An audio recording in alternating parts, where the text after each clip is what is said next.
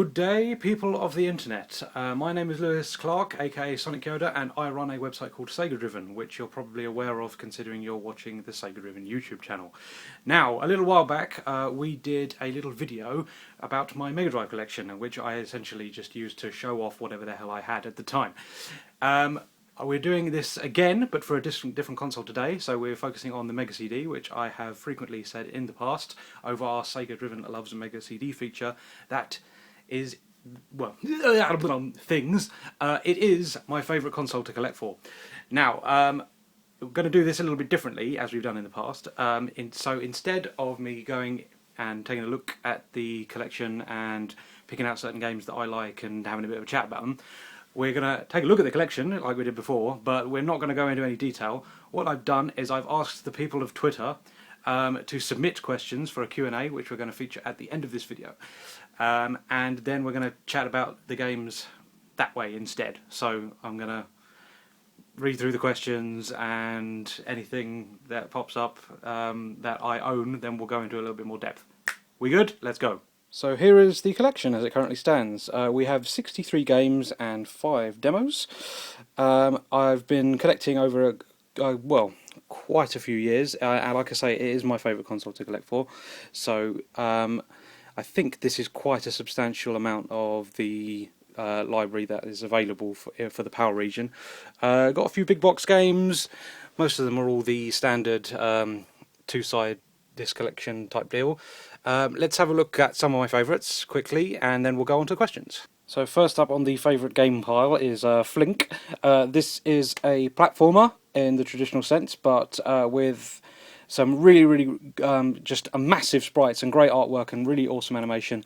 Certainly one of the more unique titles in the old collection. Next up is Earthworm Jim Special Edition, just the definitive version of Earthworm Jim. I absolutely love the original game, and tracking this down was absolutely one of the greatest things that happened to the entire collection, because it just improves on a brilliant game as it is. Here's my favourite game of all time, Sonic CD.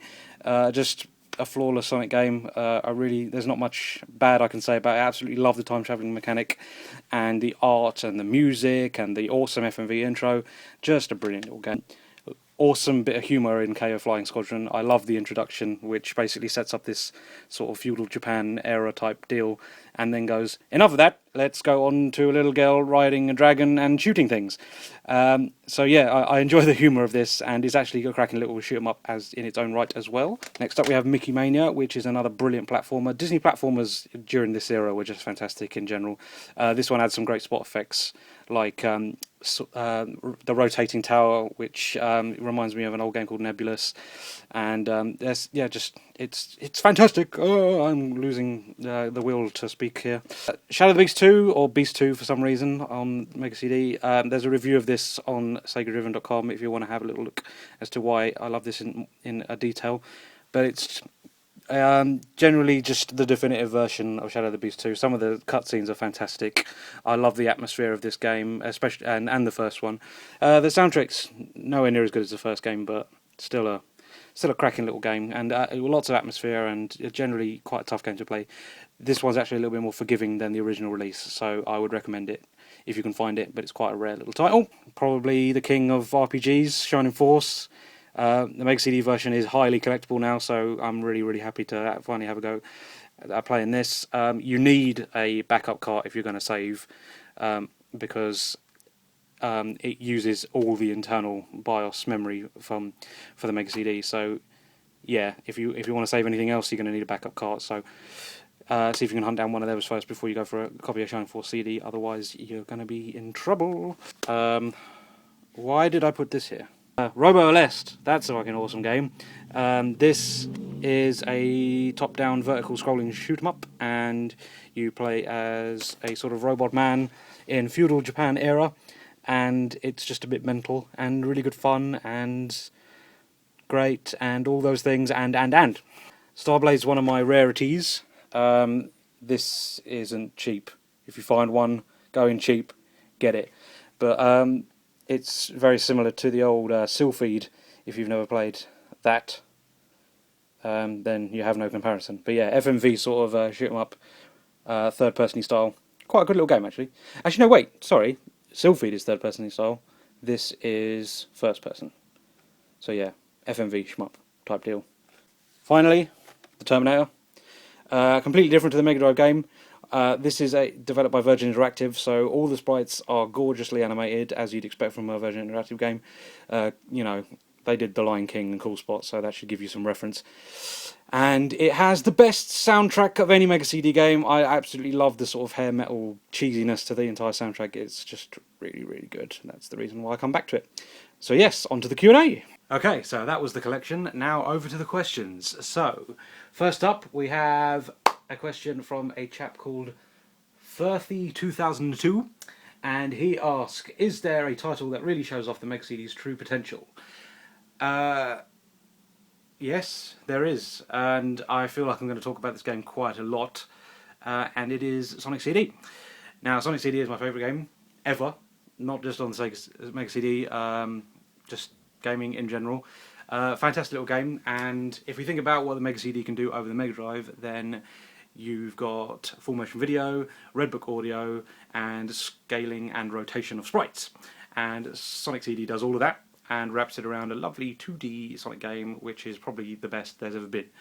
I say that, but a chap called Christian Whitehead came along and ported it to all current gen consoles using his amazing engine, and made it considerably better.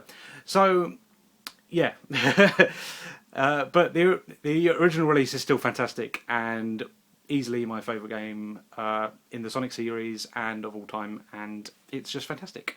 The soundtrack's fantastic. The Japanese soundtrack is fantastic. The American one, no offence to Spencer Nielsen, lovely bloke that he is, but he doesn't really catch the vibe of Sonic the Hedgehog particularly well on his soundtrack.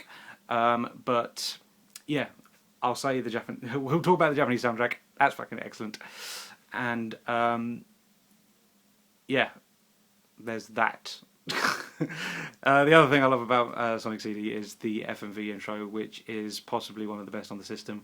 Not the smoothest, but because it's anime flat shaded colour, it generally pops out a little bit more than others do, whereas FMV games that use live action suffer considerably down to the Mega Drive's limited colour palette and makes everything look a bit naff.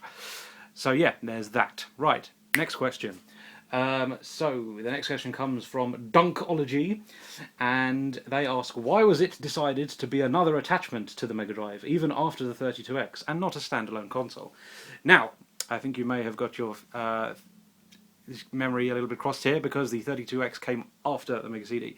Mega CD was the first of the add-on type consoles to the Mega Drive, and as far as I'm aware from what I've read in features and interviews in magazines and online, the Mega CD exists because there was already a massive install base for the Mega Drive, and instead of market an entire new console to them, they marketed a add-on which would attract the people that had already bought a Mega Drive, and potentially there'd be a lot of sales off the fact that there was already a massive install base. There wasn't, because there wasn't a huge amount of support for the system, which I think is a shame, because there is a lot of potential for there to be good games.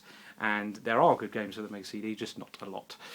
So yeah, that pretty much sums it up. And the 32X was exactly the same sort of scenario. They wanted to use the install base that was already there, so they marketed an add-on instead of a proper console, which by that point they probably should have marketed a proper console, because 3D was well into its it got well into its stride, so we had games like Virtua Fire and Virtua Racing already were released, and while there were ports to 32X, they probably needed a more, a bigger focus on 3D and a more powerful console. So yeah, there's that. Next up, we've got two questions from Titans Creed. Titans Creed, our lovely mate, who we collaborate with on the Community Spotlight, which is now called Project Phoenix Productions, so go and check him out. First up, he is asked, what is my favourite Mega CD game? Sonic CD. This one, mate.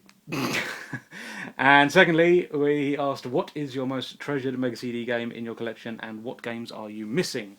My most treasured Mega CD game probably has to be... I've got some rarities, so I've got Starblade, which is very difficult to get hold of, but not one of my favourites.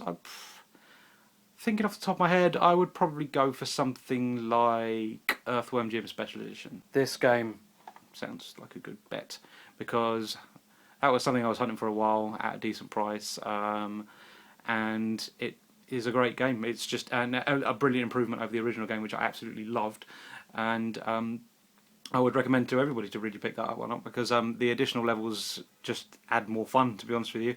They don't take anything away from the existing game, they just make a better game better, to be honest with you. So yeah, that's a cracker. Now, as for games I'm missing, the jewel in the crown out probably is Hideo Kojima's Snatcher, which is a sort of text-based adventure game. It does have graphics and things, but it's generally explore the world, point and clicky, select from menus type deal.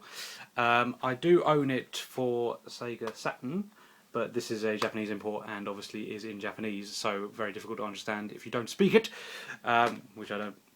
And the Mega CD version is completely in English, so that's generally the reason why I'd like to own it, simply because I'd like to be able to play it. I've heard very, very good things. And finally, we have a question from Power Pack Blog, and they say, are there any full motion video games that stand the test of time, or was FMV just a gimmick? Full motion video was a gimmick, but there are some FMV games that are brilliant fun, regardless of the fact that the limitations are very severe when you make an FMV game. Off the top of my head, I can think of Road Avenger, this game, and Time Gal, this one, being ones I particularly enjoyed because they play up to the campy schlockiness that you expect from those sort of games that had already come prior with Don Bluth games like Dragon's Lair and the follow-up Space Ace. So yeah, they play into that quite well. Road Avenger has possibly the best theme song of any game I've ever played in my life. So yeah, definitely look that one up. I think you can download it from SEGA16.com, SEGA-16.com if I remember correctly. And yeah, Time Gal is just fantastic. I absolutely love Time Gal. Very, very, typical cheesy 90s anime type deal, and the dialogue's just lovely and silly, and the action's great, and the graphics pop out because they've got, again, because it's an animated feature. It's all the colours are all sort of flat shaded, and it generally pops out, and you can see things over games that use live action of FMV. So there we go, and that brings us to the end of the questions. So thank you very much for the people of Twitter who submitted questions. I really appreciate that. I'm hoping to do this again for another feature. We might revisit the Mega Drive, and I'll ask questions again for that. But for now, thank you very much for watching, and we'll see you next time. Bye.